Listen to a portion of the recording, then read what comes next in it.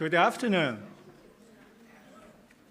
My name is Yang Liu. I'm chair of Asian Art Department and a curator of Chinese art.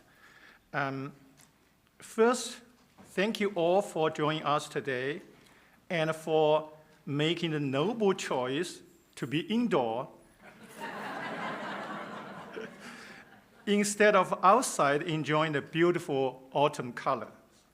It makes real dedication to pass up golden leaves, crisp air, and a pumpkin spice, everything.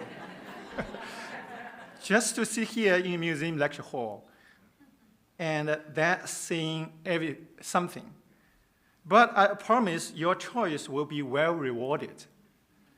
We are gathered here in connection with the exhibition Royal Bronzes, Cambodian Art of the Divine, which celebrates the extraordinary artistry and the cultural legacy of Cambodian bronze tradition. We have with us today a very special guest, Pierre Baptiste, whose insights and stories will be far more colorful than anything happening outside the walls. Pierre is the curator in charge of Southeast Asian art in the National Museum for Asian Art, Guimet in Paris since 1996. Trained in the School of Louvre, he is an art historian focusing mainly on the arts of Asian Cambodian, Vietnam, and Thailand.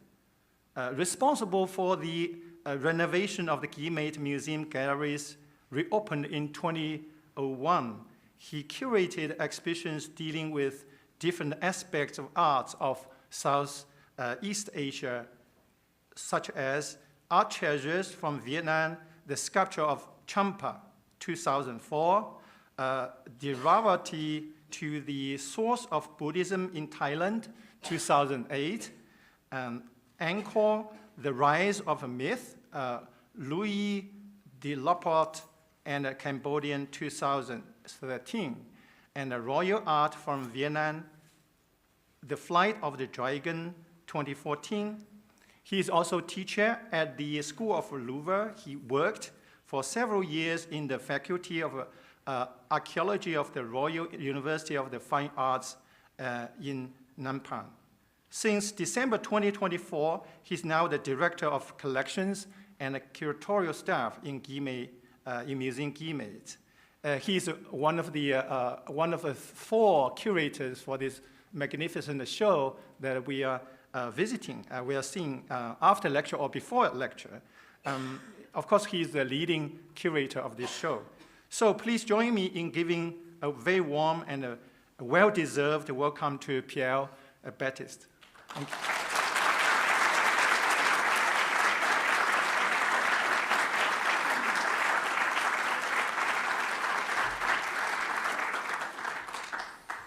Thank you very much for your warm words, Yang. It's a pleasure, it's a privilege for me to be here among you, among these wonderful audience, including some Cambodian colleagues from Phnom Penh, including some Cambodian American people from Minneapolis and from Minnesota as well. We had a wonderful visit yesterday to a magnificent temple they have erected not so far away from the museum, so I would really suggest you to visit that place someday, which is really worthwhile. So the purpose of my talk today is to introduce you briefly to not only to the subject of this exhibition, but also to the circumstances that helped us organize this exhibition in cooperation with our Cambodian colleagues. First of all, Mr. Chai Visot, who is here today with us, the director of the National Museum of Cambodia, and also the Cambodian authorities of the Ministry of Fine Art and Culture from Cambodia. Actually, you must know that the National Museum of Cambodia in Phnom Penh holds the major and most important collection of Khmer art in the world in a beautiful building that was erected at the end of the 1910s and opened in 1920 as a traditional building of the Khmer architecture, which has been extremely well preserved until now, and followed also beautiful restorations recently conducted by Mr. Vissot precisely. And this museum is the best place for you to understand the length and the richness of the pre-Angkorian and Angkorian civilization that developed for more than 2,000 years all along nowadays Cambodia, and even in a larger space, because the Khmer country once was larger than nowadays Cambodia. It was also including some territories nowadays in Thailand, in South Laos, and in Vietnam as well. So the galleries show a chronological display of the most important masterpieces of stone and bronze sculptures found in the many monuments in Angkor, but not only in Angkor, actually, in the rest of the country, because actually Cambodia is well known for the richness of its historical monuments all around the country, actually. And this project was conceived in cooperation with the National Museum for Asian Art, the Musée Guimet, which is close to the Eiffel Tower. Actually, we opened the building the same year in 1889 as the Eiffel Tower was erected. And we have kept a funny article from a newspaper of a journalist who mentions the fact that it was a chance that architects were still able to build such magnificent building, while at the same time the ugly Eiffel Tower was built, destroying the image of whole Paris. So I am afraid history did not pay respect to his vision, but still we are happy to be in connection with that central part of Paris. And also a small mention of the statue, which is erected in the middle of the Iéna Square. In front of the museum, it represents George Washington. And it was sculpted by an American artist named French. So I think these things cannot be invented. And in the Guimet National Museum for Asian Art, we have the chance to preserve one of the largest collections of Khmer art outside Cambodia. Of course, this is connected with colonial past, with the French presence in Cambodia since 1863, since the signature of the Protectorate of Cambodia that was signed at the time of Napoleon III with the King Norodom of Cambodia. But thank heaven, this agreement helped French people to cooperate with local people from Cambodia to the development of the preservation, restoration of historical monuments, and also to the organization of several museum institutions of the country. Actually, after 1954, after the time when Cambodia became independent, after peaceful negotiations with France, French people were still in charge of heritage, restoration, monument management, and also of some aspects of the National Museum of Cambodia until 1975 and the dramatic arrival of the Khmer Rouge to the capital city. And after the Civil War, French people could develop new relationship with our Cambodian colleagues. And I must say that all that period long, since the early 90s, it has been a privilege for us to be able to maintain with our Cambodian colleagues this relationship of confidence so far. So we really hope that it will be the same in the future. And several years ago, the idea came in our mind to develop a specific aspect of the history of Cambodian art, focusing more on bronzes. Actually, when people think about Cambodia, you will consider large stone monuments, very impressive architecture, and beautiful large stone sculptures. But it seemed to us important to consider a stronger study on the specific subject of bronze casting. Actually, we are not the first to consider that. In the past, even the colonial period, Georges Grolier and Georges Sédès, who were great scholars in the 20s and 30s, developed some early studies on the subject. And more recently, in 2010, the National Museum of Asian Art, Washington, D.C., Smithsonian Institution, at the time still named Freer and Sackler's Galleries, developed an exhibition also on the subject, including a few amount of masterpieces. Some of them are exhibited today in this exhibition. And more recently also, a publication in 2011 focused on the subject, exhibiting, introducing, should I say, more to that publication, private collections in connection with an art dealer and collector, whom I will talk briefly later, Douglas Latchford. And he published that book with Amy Bunker at that time. So when we started this project, we discussed with our Cambodian colleagues and also with colleagues from the French School of Far Eastern Studies, the FAO, and the laboratory of the Center for Research and Restoration of the French Museums in Paris, that we call the Laboratory of the Louvre, which is kept on the basement of the Louvre Museum, in a safe part of the Louvre Museum. Better to laugh about sad things. And that project all started around a masterpiece, the reclining Vishnu, which I will introduce you very soon.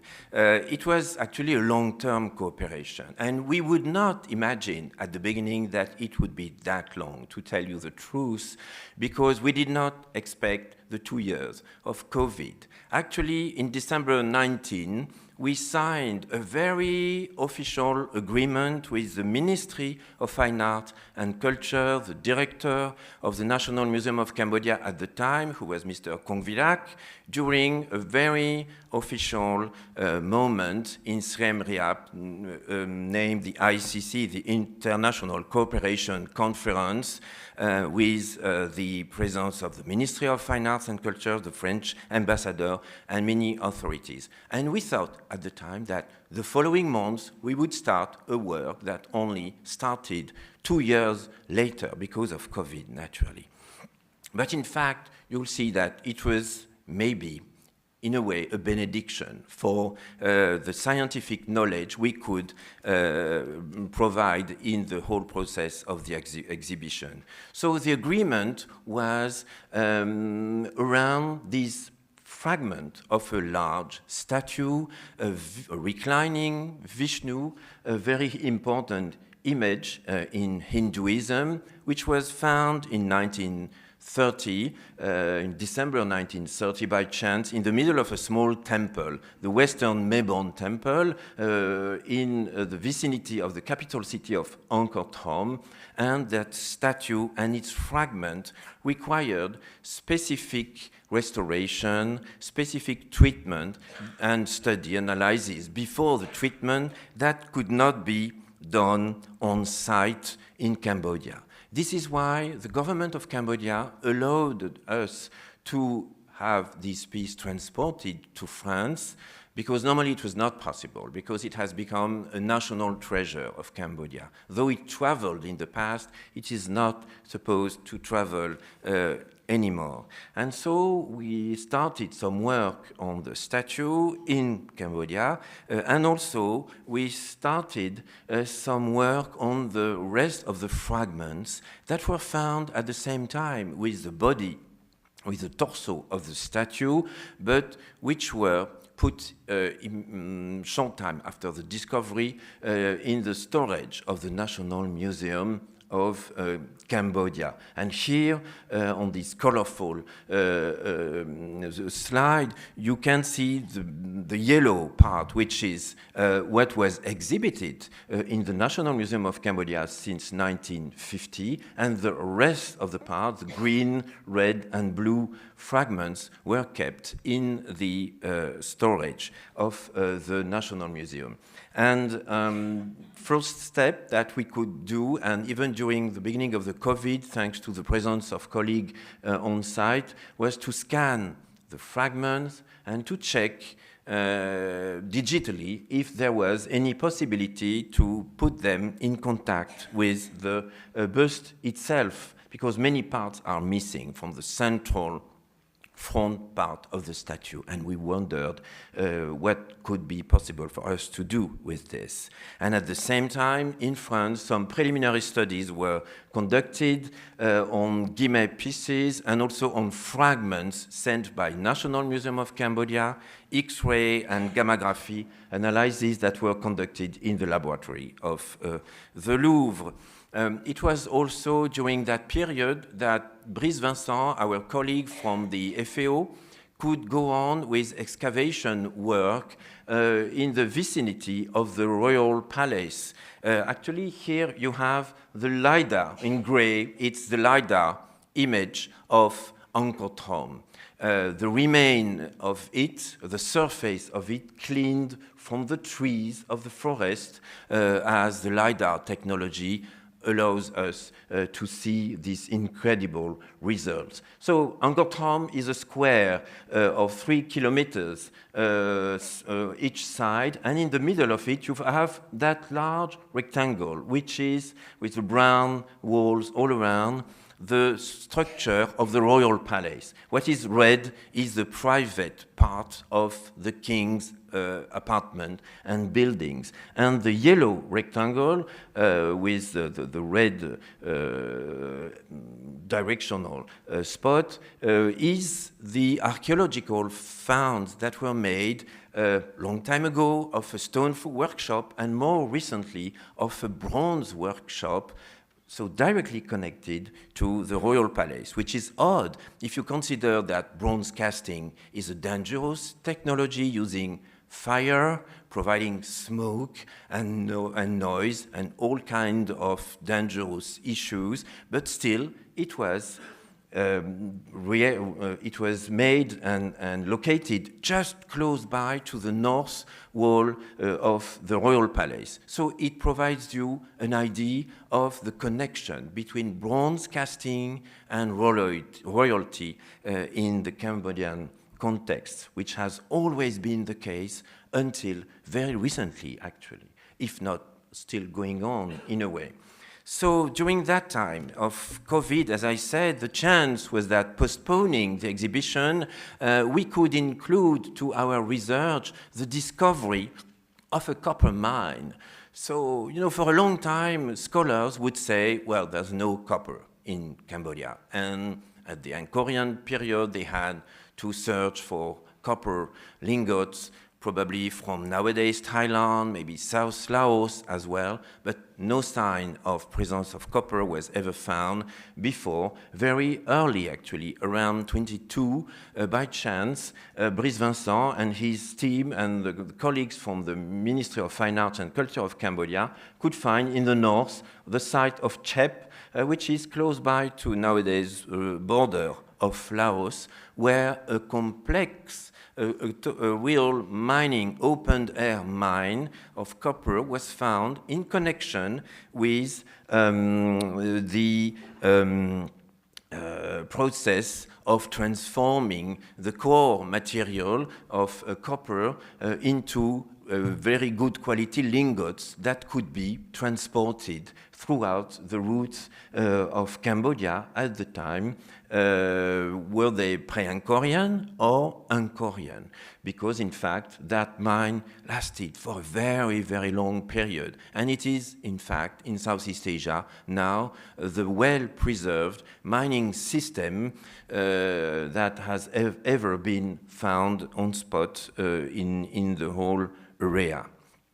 And so this is why I wanted also to introduce you to two of my colleagues who will actually come here in this very museum and beautiful auditorium to introduce you to their research and studies. The first one is Brice Vincent, a researcher in the French School of Far Eastern Studies, who introduced me the first to bronze cast technology on a very close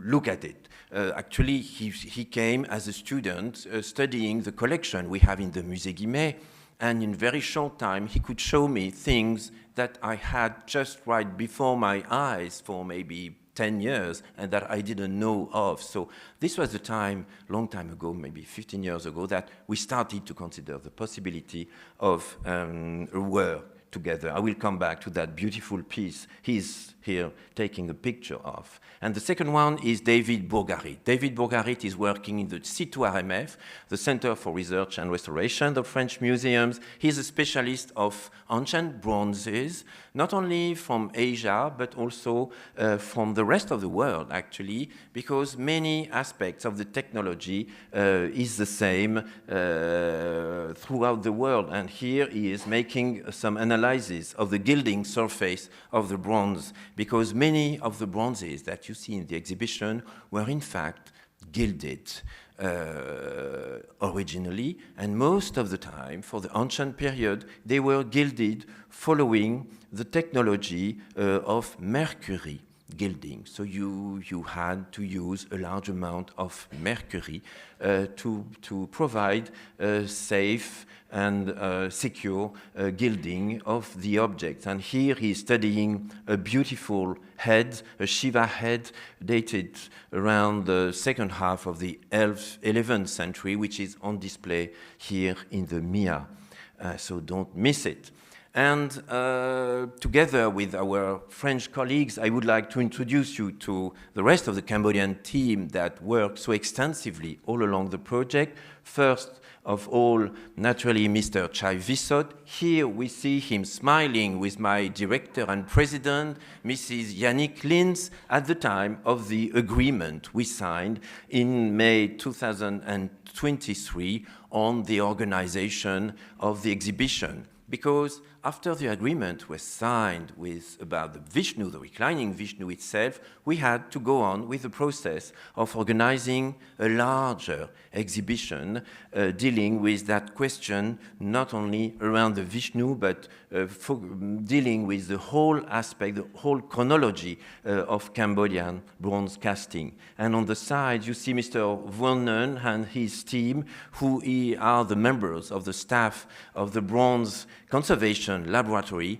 that started actually a long time ago, thanks to the help of the Smithsonian Institution when they organized the first bronze exhibition.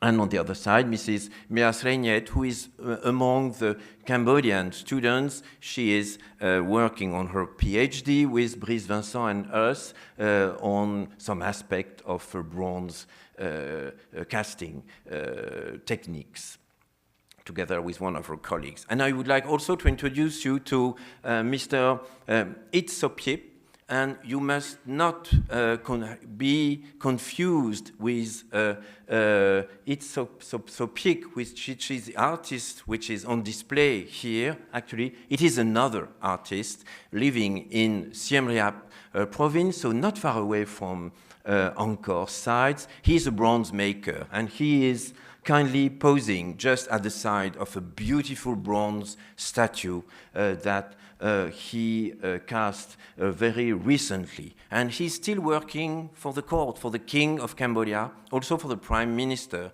So you see, this bronze casting tradition has been kept until now. And he could help us in providing you this set of objects that were designed with him together as to provide you, we hope, a clear understanding of lost wax technique. Because we realized that this technology, which has been the most traditional way, until now actually, to produce many, many images, was the name of it was well known, but when you ask people about the process of it, well, mouths are closed most of the time. And so we thought, why not dealing with this aspect and providing a very concrete, realistic aspect of it. So actually, from the right to the left, you have all the aspects of the methodology. Time is lacking for me today to introduce you that. You have to see the show and study the labels carefully. I will ask you about that later. And this is here one aspect of the workshop of Mr. Itzopie. And this is something I wanted to show you, because when we think about the workshop that was existing just at the north of the royal palace of Angkor, one should not consider something architecturally well designed with large buildings, large structures.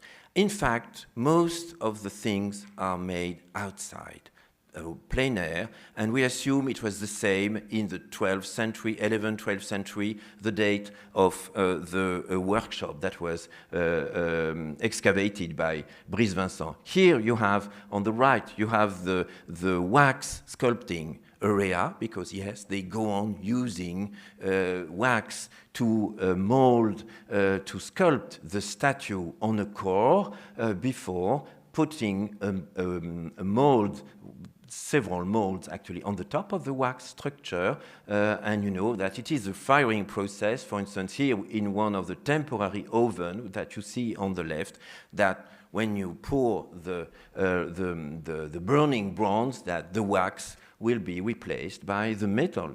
So they follow that technique. And you see that, in fact, architecturally speaking, there is nothing impressive. What is impressive are the skills of these artists. Even today, they are most of the time seated on a small wooden chair, singing a song while they are sculpting these masterpieces today. And it's really amazing to visit that workshop, which is not well known because they have a lot of work to do. So it's not, it's not a tourist place, so of course.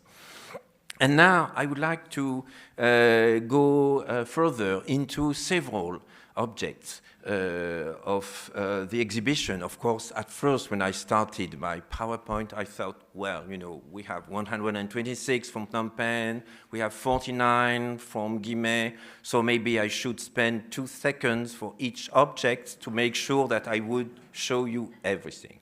In the end, I preferred to focus on several masterpieces, of course, including, for instance, this one. Because in the first part of the exhibition, we wanted to introduce the fact that bronze casting was already known in the protohistoric period, probably in connection with nowadays South China, nowadays North Vietnam, the Red River Delta, the area of Hanoi. I will come back to that soon, but also in connection with other countries, because one should remember that Southeast Asian countries were in connection long time before the process of what we call the Indianization, the Indian influence in the area that only started in the first centuries of this era. But in fact, 5 centuries before, they were already, all these countries, all these ethnic people, different ethnic people were in contact and having commercial relationship. And this object, which is a mystery for us, to tell you the truth, which is well known, it entered the collection of the National Museum long time ago, actually, belongs to a group of different ritual objects. You know, when archaeologists don't know anything about the meaning of an object, we just call them ritual object because it sounds great. But actually, it was probably a ritual object. We don't know if it was used like a percussion instrument from time to time, but also as a pouring vessel, because you can put water in it, and on the top of it there is a small hole, so that it seems that we could maybe pour water from this. What is interesting is the shape of it, that we can put in contact with a network of other objects that have been found almost everywhere in Southeast Asia, particularly in nowadays Thailand, but also much southern to maritime Southeast Asia, to nowadays Indonesia. And here you have a group of these objects. It was assumed that maybe it was in the shape of a nest, providing, you know, rituals for a good fishing campaign, for instance. But at the same time, because also in connection with the circular decoration that could be in connection with the depiction of waters, which are so important in the whole context of Cambodia. But when you look closer at some details, here on the screen at the right, you find deers and you find peacocks. Actually, we think they are peacocks, and this is more in connection and also together with the technology and the type of bas-relief that you see here on the screen with objects that have been found in nowadays North Vietnam, late Bronze period, early Iron Age period, from a culture that is well known as the Dong Son culture, which was very important from the 5th century BC to the 1st century around of this era, before the Chinese Empire of Han dynasty would change these traditions into more Chinese traditions. And here in the exhibition we have a very fragile object, and we really considered, should we have this in the list? But it was so important, actually, because this drum, this bronze drum, is really in deep connection with that Dongson culture from Red River Delta, And what is interesting is that apart from so many objects from the late Bronze, early Iron period that were found without any archaeological precise record, here it was found on archaeological survey in Prohir, so it's in Preven province and district, and you see the depiction on my ugly picture upstairs over there showing the drum. And what is interesting is that we know that it was found in the grave of an adult woman, and the head of the woman was put inside the drum. So maybe to have some kind of connection with the spirits, because we know that many of these drums were extensively used to be in rituals connected to connection with the spirits, and also with elements, nature elements, providing thunder and then rain in that area where rain is so important. And just one thing to mention, it is one of the last time when we will have graves with human bodies put in the ground in connection with funerary material. And together she was buried with 50 objects, including a beautiful bracelet with buffalo horns. I don't have the picture of it because you really have to see it on real, very close by in the exhibition. But then very soon, from the first centuries of this era, starting around the second, third centuries, step by step, the people of Cambodia, nowadays Cambodia, as the people of the rest of many parts, I should say, of Southeast Asia, will forget about funerary traditions, actually. Why? Because the elite of the society will step by step become in connection with Indian civilization throughout the presence of merchants traveling from India to South China in search of all kinds of goods to bring back to India. And these merchants had in their boats, were also traveling with very important elements of civilization. First, they had a writing system that did not exist in the Southeast Asian countries at the time. So very soon, before the third century of this era, these elites will use alphabetic writing system from India to adapt them to their own languages. So we will find the first inscriptions in Southeast Asia. In central Vietnam, the most ancient one is dating back to the 3rd century around, and in Cambodia you must wait for the end of the 4th, early 5th century to find the first inscriptions.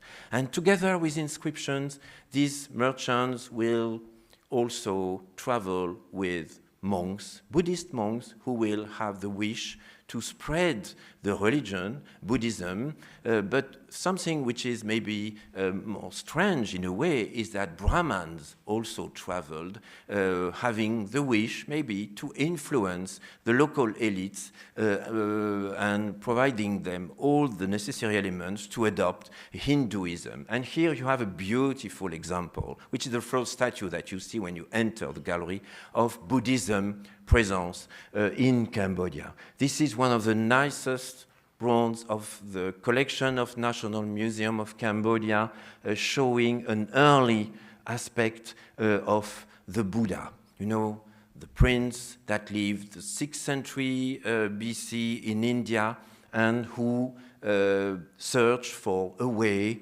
to escape from the dramatic rhythm of death, birth and rebirth again, and suffering and everything. And here he is depicted as a young man wearing the monastic robe, which is made of 2 parts of costume, and we can feel a very strong influence on that beautiful object with different aspects, including, of course, the Gupta classical period of India.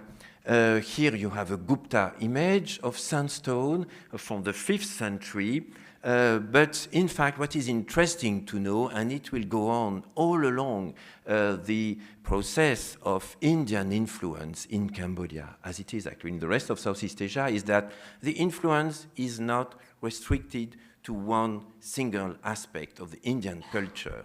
Cambodian people were inventive. They were influenced by many traditions coming not only from the Gupta Empire, but also from the Amaravati traditions that were much southern. And for instance, you can see that here with the way the costume is displayed, showing the right shoulder of the Buddha. Which is not the case for the Sarnath tradition more in the north India. And also, here in the exhibition, you can see a beautiful example of early Buddhist statuary in sandstone, because we wanted to keep some connection between bronze casting and stone sculpting. And this statue, which belongs to the collection of the Musée Guimet, has got a very important inscription on the back of it that you can see because of the intelligent display here in the museum, explaining a specific aspect of Buddha's vision. He understood the cause of everything. Why do we have to get born and then suffer and then die and born again and so on? So they just explain the fact that the Buddha understood the cause of everything. And then Hinduism was also very important from this early period that we call, that historians call the pre-Angkorian period. What does that mean? Nothing except that we are before the Angkorian period, meaning that it's a period of time, the first centuries of this era until 802, 802, the time when a king will proclaim himself as the King of Kings, and we consider that to be the beginning, the starting point of the real Angkorian period, when kings will be dominating the other local chiefs and be able to manage a kingdom that will step by step become an empire. So here we are still in the pre-Angkorian period, and these 2 feet were generously sent by the National Museum of Cambodia. For us, they are actually real masterpieces, because when you look at them, they were so beautifully designed.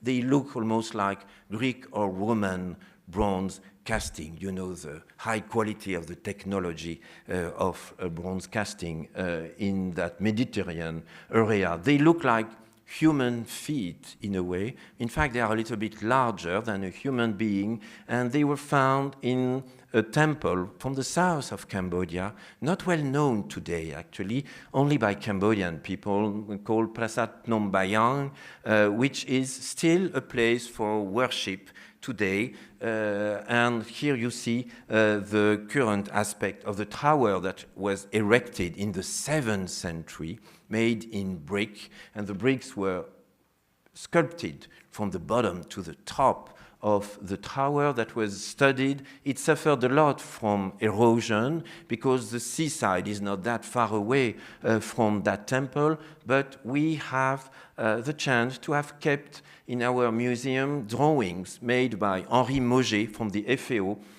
Here, the perspective view of Prasat Phnom Bayang, but we have also a close view of the tower that once kept these pair of feet. And we also have in our collection some inscriptions that were found on spot mentioning a date in the 7th century, because Cambodian people used an Indian way to date years, which is very useful for art historians, as you can imagine. So we know exactly the time when this tower was built. And during the process of the exhibition, we try to consider what could have been the appearance of this pair of feet when it was once connected with the rest of the statue. We knew by the inscription that it would be a Shiva image, and here we see our attempt digitally done. There is a small video in the exhibition that we did based on a well-preserved representation of Shiva, but it's a northern statue, to tell you the truth. It's not from the south, it's from Kampong Cham Kao, so it's much northern. But it was one of the only statues of the time, of the 7th century, that was well preserved and could help us provide this digital image. Why is the rest of the statue now missing? Because bronze has always been considered as a precious element. You know, it's very expensive. You need to provide copper from here, tin from there, lead from another place, provide this together, organize the bronze casting and everything. And it's also like a magic and precious material, because everything is mixed up through a firing process. So it's a sacred material. So of course, every time there was a war, a chief, disagreement, battle, object would be taken, would be looted and reused for another reason, which is that when you use an ancient statue, when you melt it into a new one, then when you fire the cast, actually all the prayers that were given formerly to the first statue will be kept as an energy element inside that new material that will be used for a new casting. So this is why we have kept more later objects than earlier ones, actually, because it went on and on until the end of the 19th century like this. Among the masterpieces I wanted to show you is this incredible sculpture in such a good condition. That is a Buddhist statue of a bodhisattva, that is to say, a sort of a Holy Spirit, a person that has followed the path of a Buddha for a long time, following all kinds of difficult steps, that he finds himself in the heavens.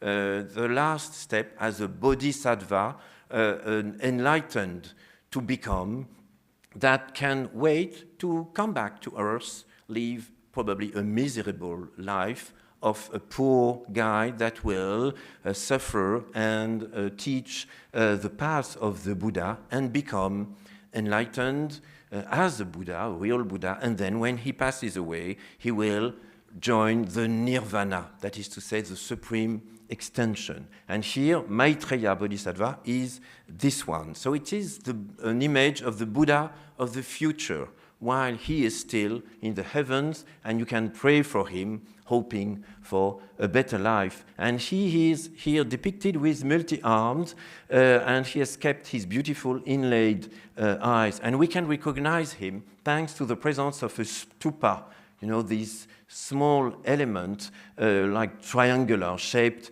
on the top of his hairstyle that we call a hair crown. Actually, it's his chignon on the top of his head of an ascetic that he could design as a crown like this. And we can date this statue because it was found with no inscription, no fixed context, because of its style. And this is something that works very well with Khmer statuary. The kingdom, the king artist would provide rules for the design of statues, step by step. Almost each reign, or at least maybe for 50 years, we can find stylistic regulations specifically mentioned, probably in texts that sadly have been lost for a long time, but meaning that you can find the same design of costume, for instance, the proportion of the bodies, of the head, etc., along the imperial domination of Cambodian kings. And here I just provide you with one image of a large Shiva from Phnom, a temple in the south of the area of Angkor today, of what we call the Bakeng style, because step by step we gave stylistic names following the most important temple of the time. And it's very helpful for us because now when you find a sculpture without any archaeological context, if you have good remains of the costume or also the diadem, the crown, or the hairstyle, you can date the statue more or less precisely. And here I just wanted to show in the Baltimore Gallery, in the Walters Art Baltimore, in the Walters Art Gallery in Baltimore, this remain of a small statue sculpted on a back slab, which is interesting because in the back of it, it's a Lokeshvara, so it's not exactly the same Buddhist iconography, but it's a bodhisattva as well, but you see that they are very similar, and also the appearance of the 8 arms. What is interesting is that in the back we have an inscription that is coming from the Karandavyuha Sutra, a very important Buddhist text that shows the development of the cosmic aspect of Bodhisattva Lokeshvara, who is the benevolent one, the compassionate one, and this belongs to a specific Buddhist tradition that is in connection with Mantrayana or Vajrayana. So it's an esoteric aspect of Buddhism in which you have more complex deities that are esoteric, and you must be taught by a master to understand the aspect of this very sophisticated Buddhist religion, which is actually different from the region of nowadays Cambodia. We'll come back to that. And among the pieces I prefer who cares about what I prefer? But this is my time today, so let me tell you which one I prefer. Is this magnificent guy seated in royal ease, as we say, Lalita Shana or Raja Ilashana, Sanskrit position in connection with the royal appearance of Bodhisattva. And this is well known throughout India. I will show you pictures very, very soon. But in Cambodia, you must know that it's so far of this size, it is the only one object showing a male figure beautifully seated that way on a lotus flower, with one of his legs lying down and the other put under his body. And what is beautiful also, you have to turn around the piece to see that, is that he can comfortably support his left arm, because there is a convenient lotus leaf that is rising from the lotus and helping him to just lie down. This, and in the back he has kept a beautiful knot of his costume. That is the element that we can date precisely. But when we look at the position, we must think about different kind of possible faraway influence. I wanted to show you, for instance, this beautiful and very large stone bodhisattva kept in a beautiful temple in Java, in Indonesia, the Candi Mendut. It's a little bit earlier, but you see that the position, the presence of the lotus flower, and even the gesture is making, in many aspects in connection with that.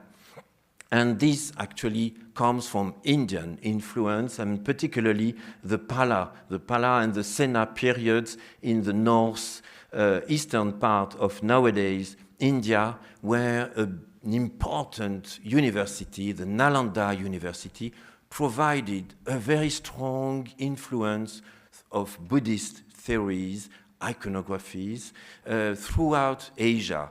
Not only Southeast Asia, but even Central Asia, and nowadays China and Japan. So this is also interesting to consider, looking at all these Cambodian objects of nowadays preserved in the National Museum of Cambodia, that in fact they belong to different traditions. And I could not resist to show you, because my very good friend from the Cleveland Museum is here among us today, this beautiful bronze that can be in a way connected to this sculpture I just showed. It's a kneeling figure of the Angkorian period that we once hoped maybe to borrow for our Parisian exhibition, but budget concerns forced us to cancel the American possibility of borrowing some object. But you see the beauty of the position, which is different here. It's a kneeling guy, a very important position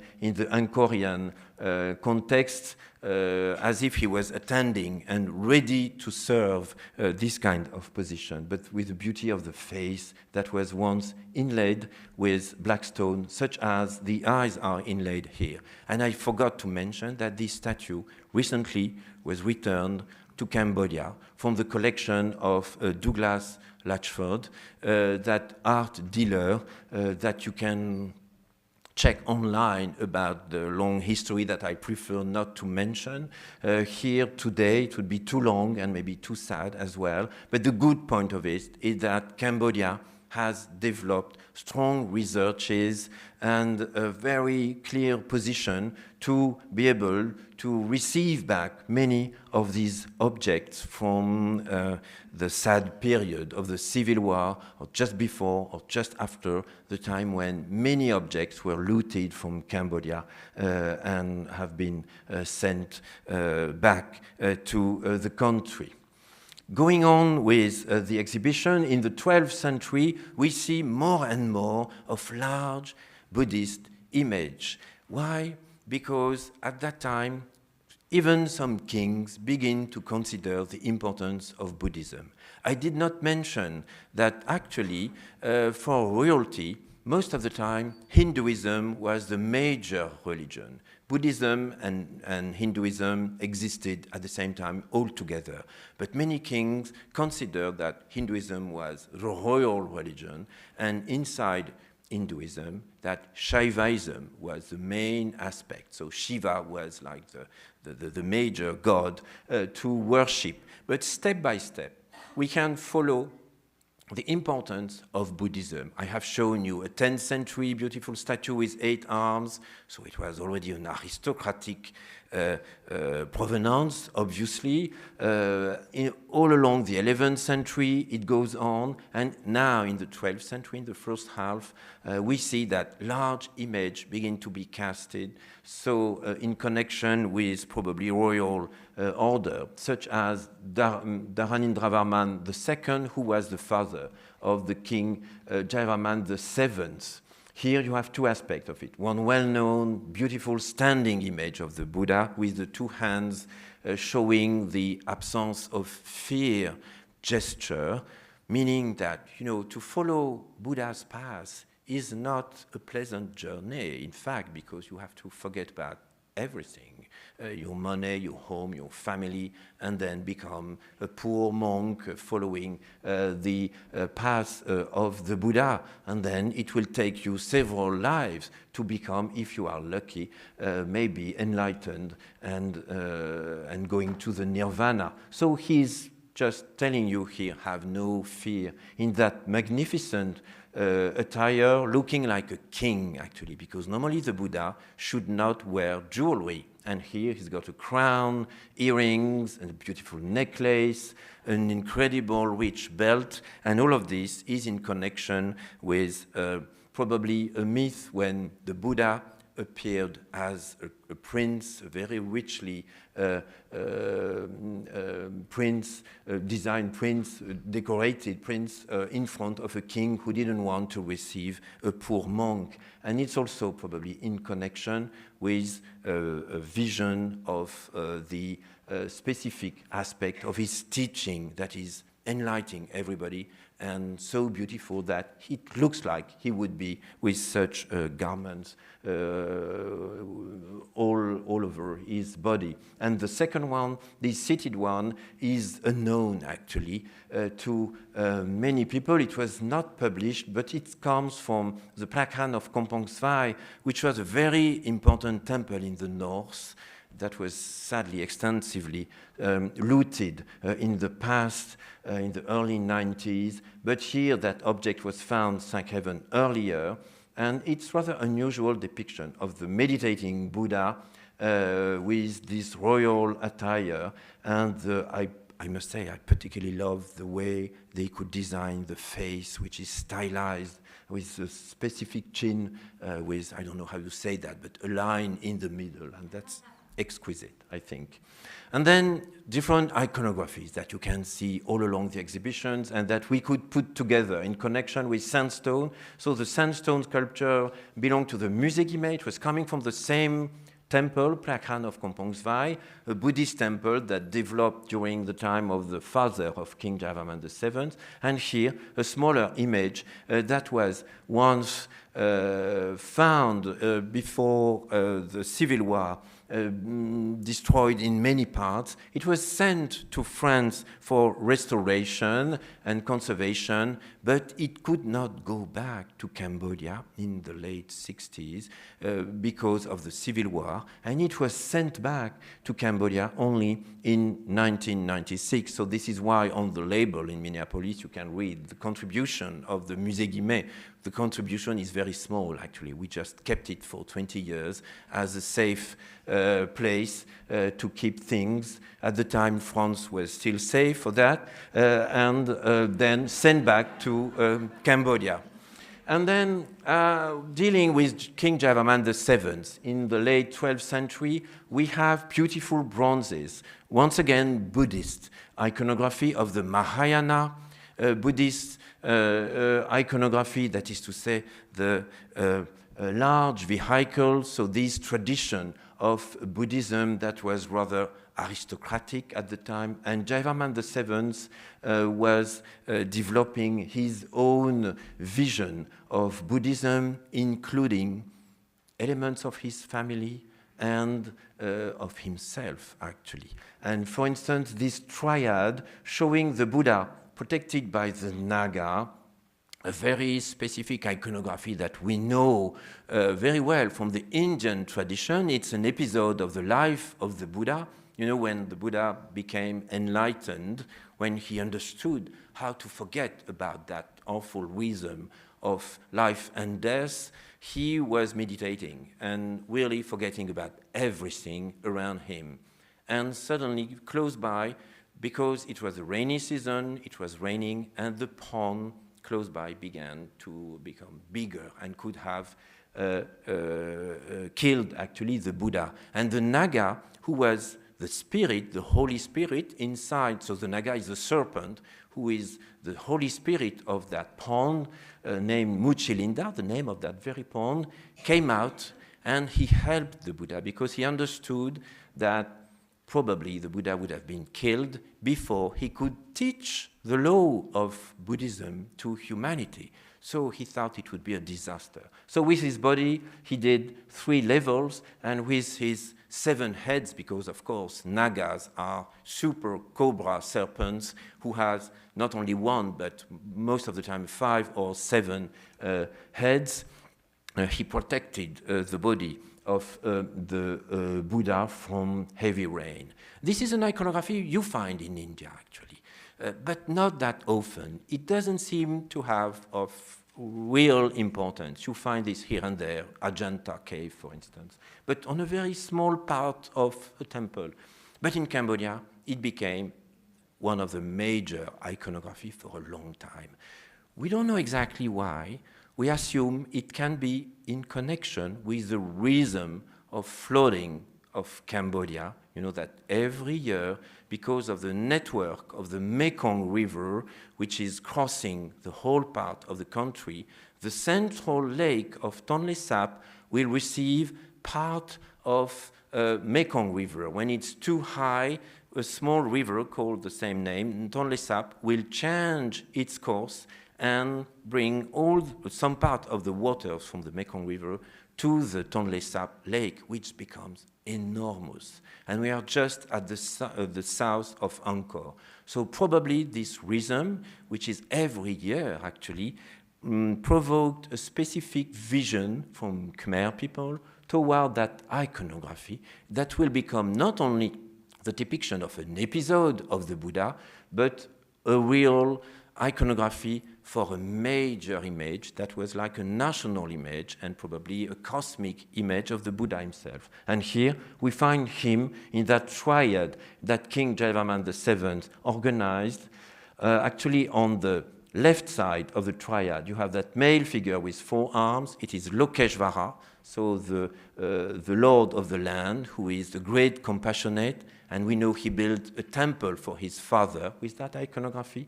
On the right, a lady, Prajnaparamita, the perfection of wisdom. She is the mother of all the Buddhas. And we know that Jayavarman VII erected a temple to Prajnaparamita for his mother.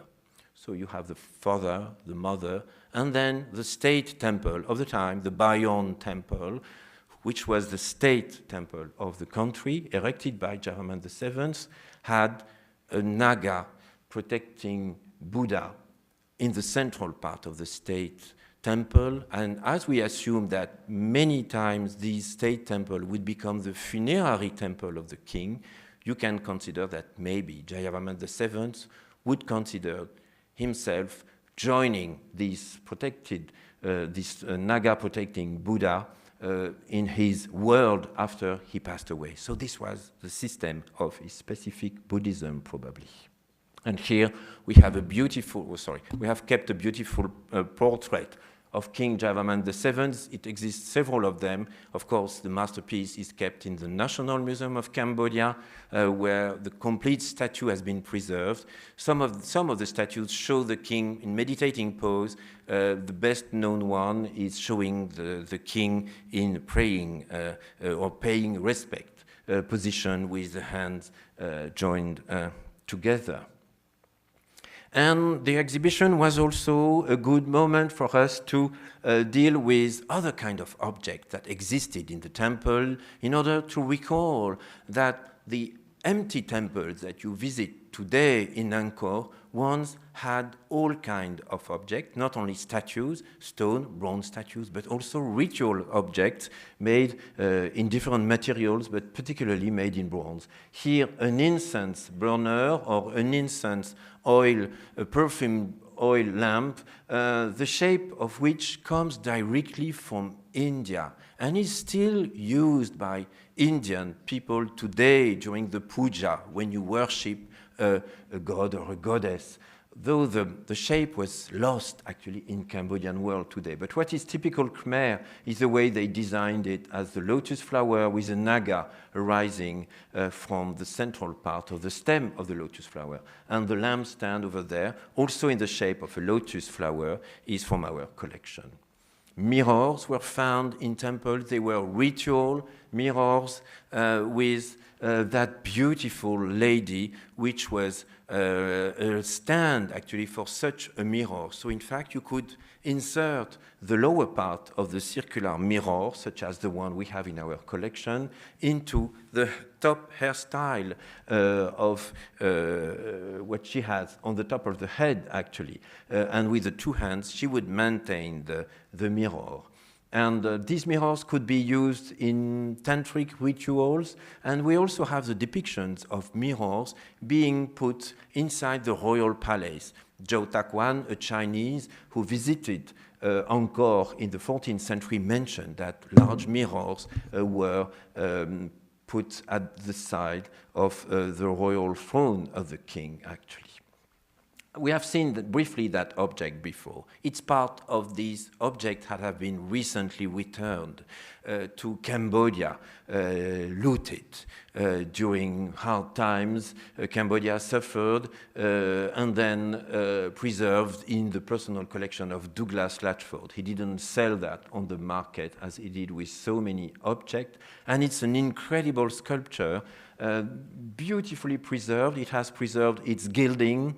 It shows a doorkeeper of the 12th century, late 12th, early 13th century. But what is unique also, not only the quality of it, you know, he's frightening because he's at the door and his meaning is to say, okay, if you have bad mind, you just keep out. If you are good, actually, you can enter and there will be no problem with you. Actually, it's an Indian tradition that we find for a very, very long time in Indian temples in connection with yaksha iconography. Anyway, but what is interesting for us is the back of the sculpture, which shows that the statue was designed to be inserted into a larger structure, an architectural structure. Actually, probably a small temple that could have been designed as a real temple, but that would have been put inside a chapel or a stone temple, but actually the building would have been, I assume, about maybe 4 meters, maybe 5 meters high inside the cella of a real temple. Exactly the same as in a Gothic church, you can find small Gothic architectural elements around the altar piece that are like a reduction of the design that you see outside of the building. It was more or less the same way in Cambodia. And this is very unique. And in fact, in the exhibition, we wanted also to show that it happened that on some part of the monument during very specific periods, such as the late 12th, early 13th century, you could find the enrichment of architectural design with real gilded bronzes inserted inside the walls. So how do we know that? Because some fragments have been kept, for instance, this beautiful ensemble that you can see here with a lotus flower decoration. You know, we find lotus flower almost everywhere in Asia, because this beautiful circular flower is rising from a pond of sleeping waters, actually. So the sleeping waters is our world, actually. But then from the stem up to the sky will arise this beautiful flower, and it's a depiction of the elevation of the alm, the purity of the thoughts that provide the access to the region. Is it actually Hindu, Buddhist, Jain, or whatever? And also another aspect of the exhibition is to show really unknown objects, such as this finial of a boat, actually in the shape of the Garuda bird, which is so incredible, technically speaking, because really it's made with several parts cast separately following the low cast technique and assembled together. And Garuda is the mount of Vishnu. He's a bird looking like an eagle, but actually he has got strong arms and hands together with his wings, and he's an image of a warrior. He's always hungry, as you can see that here on the screen. And this element of bronze, which is rather large, was once part of a long boat, probably looking like this one that you see on a bas-relief from Angkor Wat. Actually, you see it better than on site because it's based on a plaster cast we have in the Musée Guimet collection. You see the final of the boat, the head on the top of it is not here a Garuda. It's Gajasima, so it's an elephant lion, but it doesn't matter. Actually, the Garuda head was inserted into the wooden structure of a boat, such as this one. So it must have been frightening, and it was designed on purpose for that. And then at the around of the 14th century, Cambodia will see many changes, actually. One of the first one is a change of religion. Step by step, Hinduism will be forgotten, almost abandoned, except for the close entourage of the king, and Buddhism itself will change, because at that time, whole Southeast Asia is becoming influenced by Sri Lankan theories of Buddhism, Hinayana Buddhism, so that is to say the small vehicle or the Theravada, the path of the ancients, a vision of the religion based on the early text of the Buddha, which considered that the later developments of the religion were not accurate. And here you have an image of this kind. So now we don't have royal attire for the Buddha. He's shown as a simple man with his monk costume, and this can be put in contact with the same period stone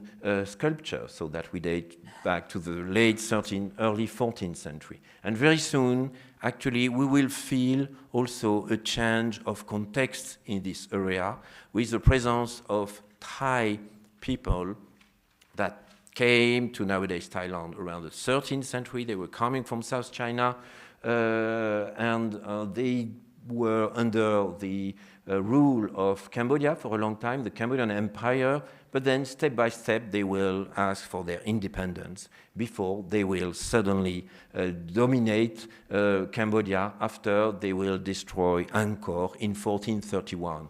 But here you see one beautiful image, probably of late 14th, maybe early 15th century is also possible actually, showing the development of Buddhist iconography in Cambodia at the time, influenced by Thailand, but not copying Thailand. Actually, if you look at the face, for instance, it is really a very Khmer face, as if it was a portrait, more or less, and very different from the Sukhothai or early Ayutthaya art of the Thailand at the same time. And now the gilding was made with gold leaves, actually, and not with mercury anymore.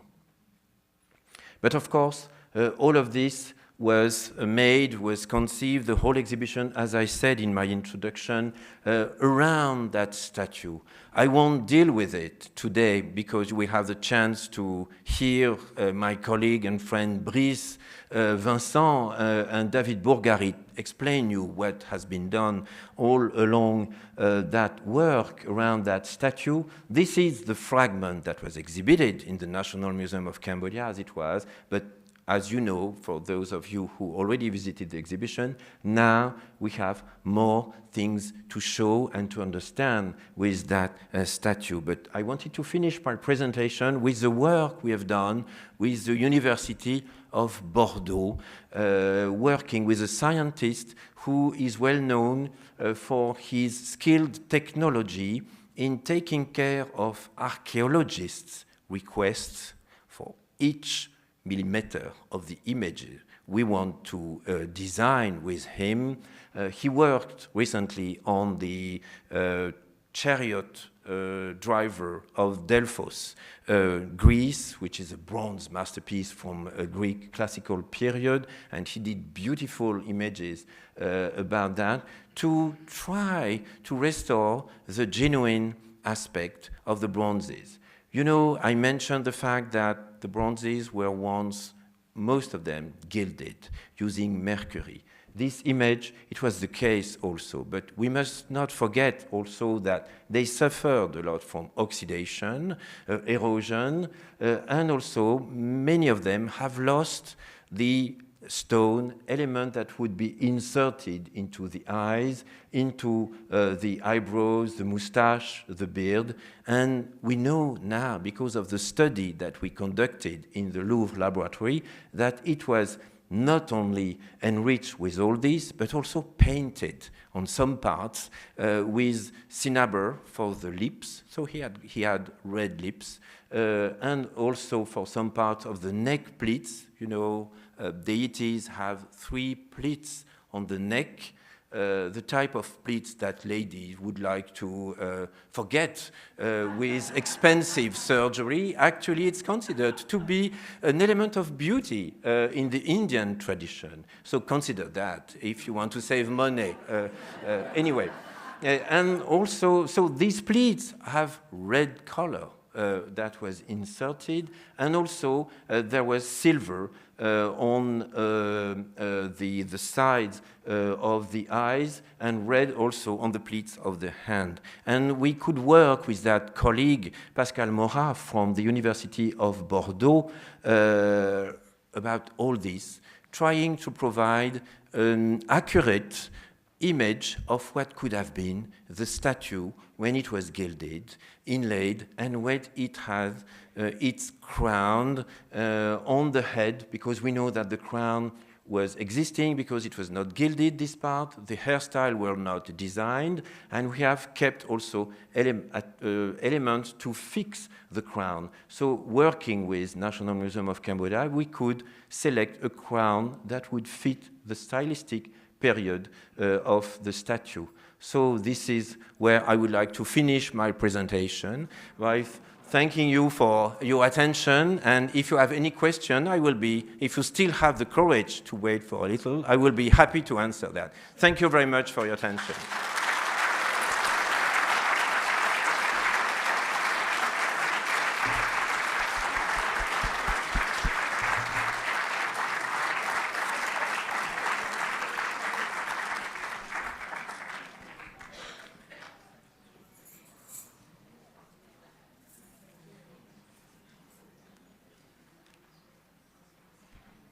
So I don't know if you have any question. The lady is over there providing a microphone if necessary. Unless I wished you a very good evening. You still can enjoy the beautiful leaves outside. I did this morning and that was amazing. I walked around for 1 hour and a half and it was really worthwhile. So maybe do that and run out, all of you. Thank you very much.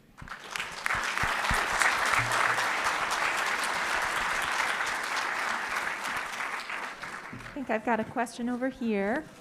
Okay, okay.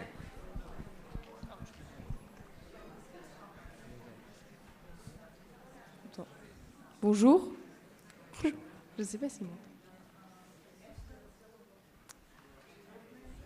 Excusez-moi, vous m'entendez?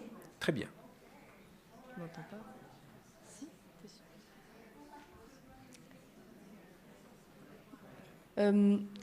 Je suis désolée, je vais la poser en français, je vous laisserai traduire Okay, après. I'll translate that later. Ok, merci. Vous n'avez pas mentionné le conflit assez récent à la frontière entre la Thaïlande et le Cambodge. Yes. Est-ce que ça peut avoir un impact derrière sur la conservation de tous les bronzes? Est-ce qu'on a eu des conflits justement sur les... Comment dire les... Okay, I understand. So the question is that I did not mention the recent conflict between Thailand and Cambodia on the border. So I see my Cambodian colleagues smiling about that. First of all, I'm afraid it's out of the subject today. Second thing, it is true that some parts of once Cambodia are nowadays in Thailand. But isn't it the same for so many countries? For instance, in Europe, you know, between France and Italy, Belgium, whatever, we also have changes of border in the past. So the question was, is there any connection with the preservation of heritage in Cambodia? My answer would be no, actually. Because even in the Pravir area, the temple is beautifully preserved by Cambodian people, so there is no issue about that.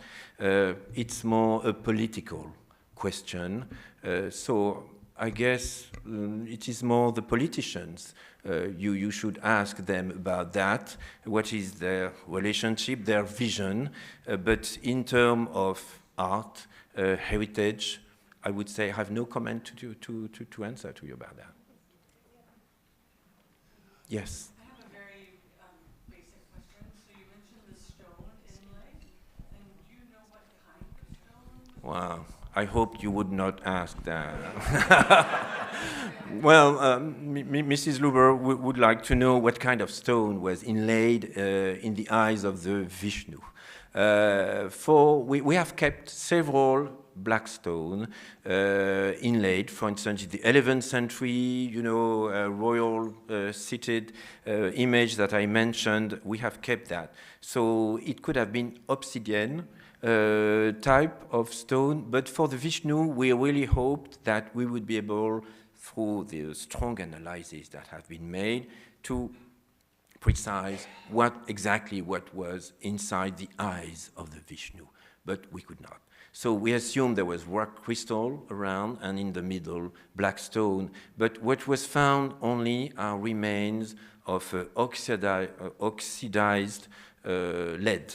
That was the material to insert something, but not a single microscopic fragment of the stone itself. So yeah, thank you. Yes. How did this marvelous exhibition end up in Minneapolis? Good question, actually. Several reasons. The first one is you have the chance to have a very efficient director, traveling, searching for actuality in great projects. And she met my efficient director, also a woman. And they get along very well. And so in one snap, she said, we'll make it. And behind that, there is another important reason, which is that you must know that here in Minnesota is one of the largest Cambodian communities existing in the United States, and that it made sense, actually, for the MIA to have such a subject dealing with Cambodian culture.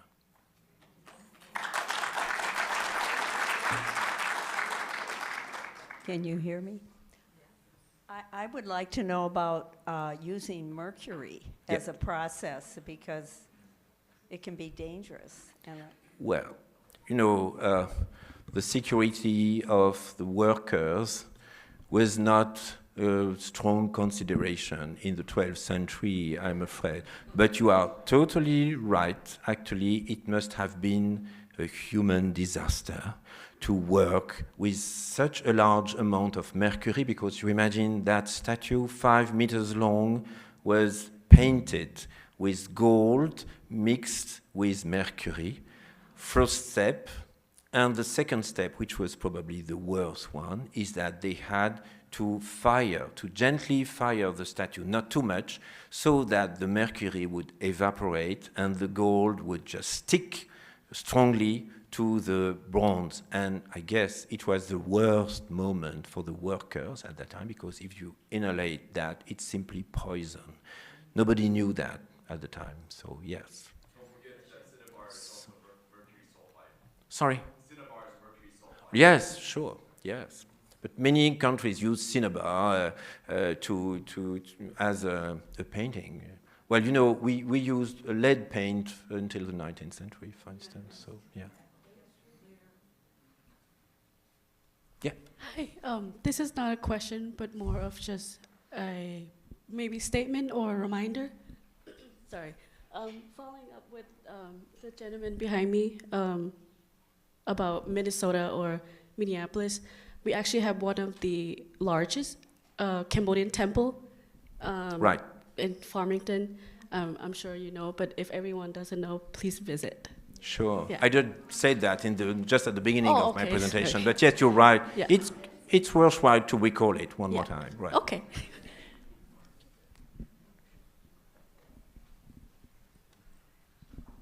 Thank you for your My pleasure. your talk. It's amazing. Presumably, this large bronze was made in pieces, was cast in Right. pieces. How did they get the temperatures to join the bronze, or is it riveted, or what's the process for joining the bronze? Because that must You have should been ask apparent. them, I'm afraid. Yeah. We don't know exactly. You know, what we know is that the bronze was cast in different parts first.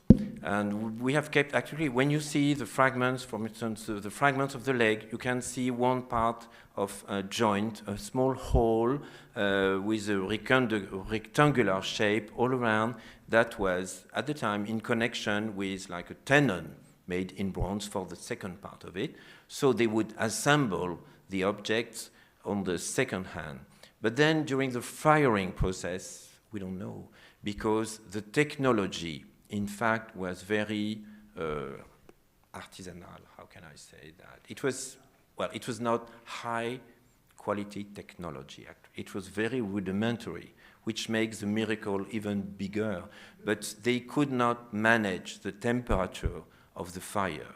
For instance, contrary to China, when China organized the kilns for porcelain, they were so skilled that they could manage the temperature of the kiln they wanted to have almost for, 10 degrees around or something like that. But in Southeast Asia, no, they could not do that because it was really some kind of rough craftsmanship actually at the time. Yeah. You know, with poor tools, they would be able to do very incredible things, actually. And probably when they have assembled the element, I guess they would have hidden some parts of the fragment that maybe would not fit properly in a way or another, I assume, probably. Welcome. Yeah.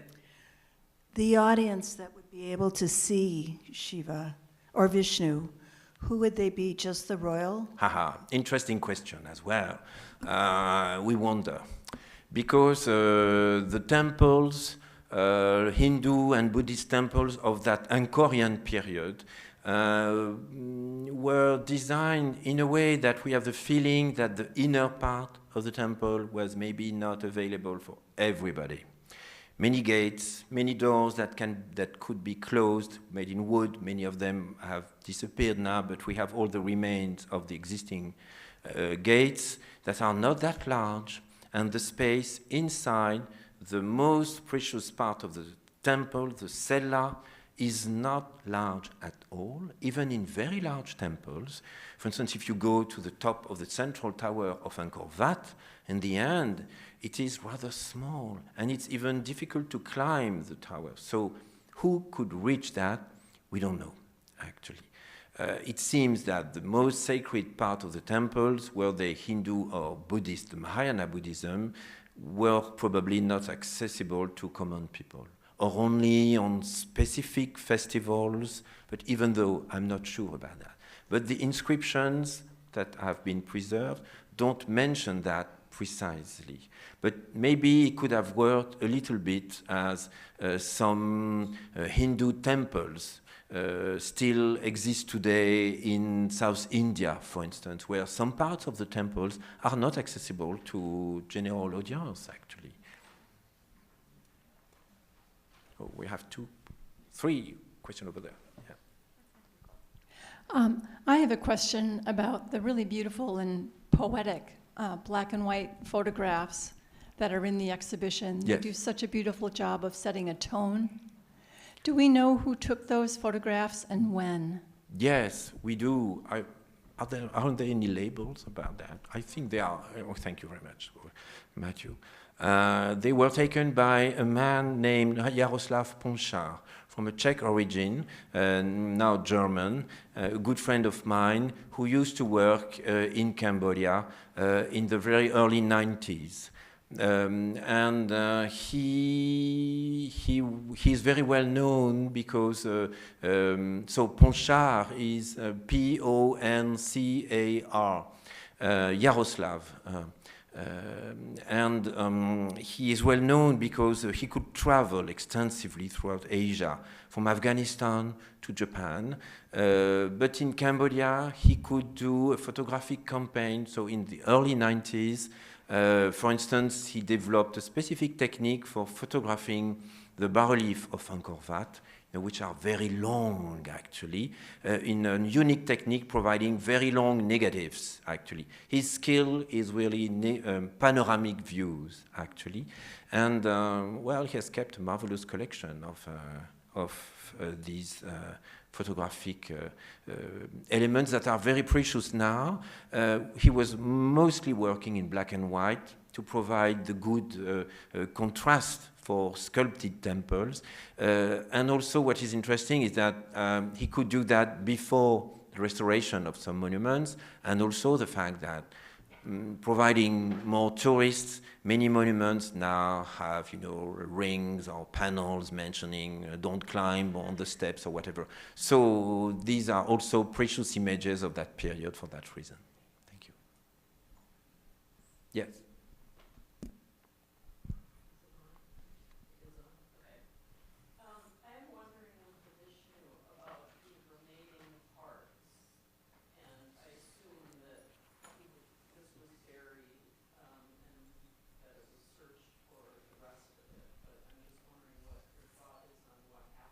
Yeah.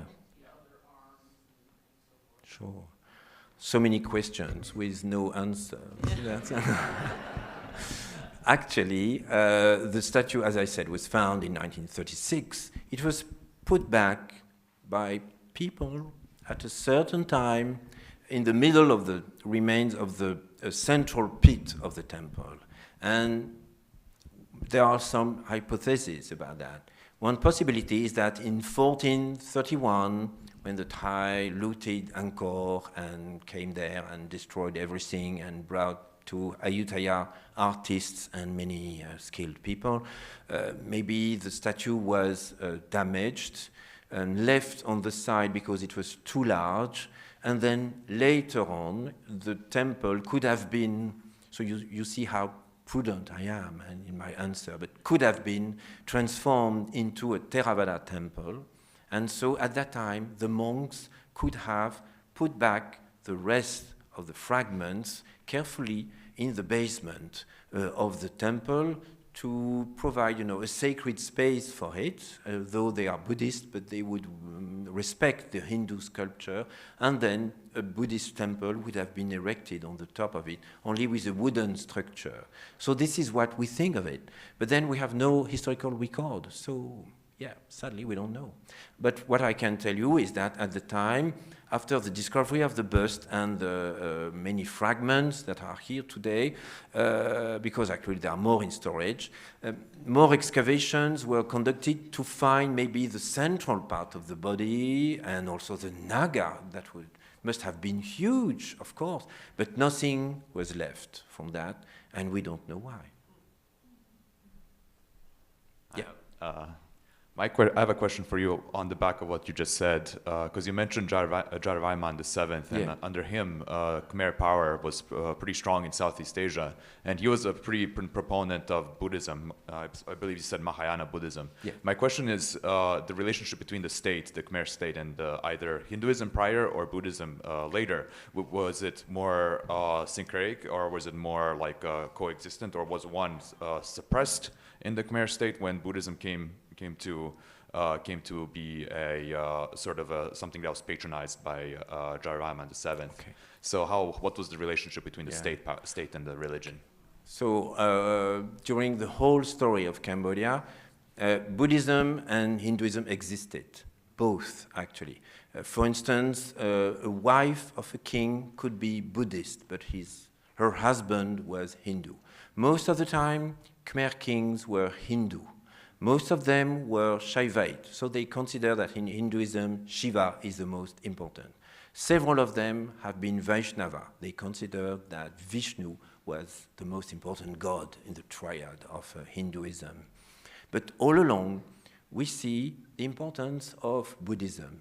What is interesting is that starting from the 10th century, for the first time, you can see temples erected specifically for Mahayana Buddhism.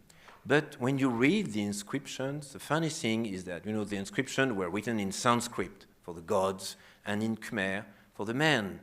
For the gods, you explain the date of the temple, what is the reason for the building of the temple, who built it, and so on. And for the Khmer, you just explain what are the fields in connection with the richness of the temple, the farmers who have to work for also providing the monks or the Brahmins, all the security for the temple to be taken care of, this kind of thing. On several temples of the 10th century that are Buddhist, the first lines are a homage to the Hindu triad. Om Namah Shivaya, and so on. We pay respect to Shiva, blah, blah, blah. And then the fourth or the fifth line, suddenly you read, we pay respect to the Buddha, to the Dharma, to the Sangha. And you can think, what's going on? Because, they just... So it seems that from the 10th century, aristocratic families began to consider Mahayana Buddhism as more important than Hinduism, but maybe they did not dare to say that publicly in a context that was Hindu. So there were no religion war really at that time. There will be after, actually. But it went on until the 12th century. So 12th century, a new step with Dharanendravarman II, who was the king, who was the father of King Jayavarman VII, but he was not the king of whole Cambodia in the north. He would build larger temples, and it will be only after major problems, historical problems of Cambodia. Cambodia was looted by Cham people and war with Vietnam and so on, that Jayavarman VII felt himself strong enough to decide that Mahayana Buddhism would be the state religion. And in fact, it did not last long, because short time after he passed away, we don't know if maybe he built too many temples or whatever, but many changes in the society of the Brahmins and the monks in Cambodia at the time. Anyway, very early in the first decades of the 13th century, we find the return of Hinduism as the religion worshipped for kings in Cambodia.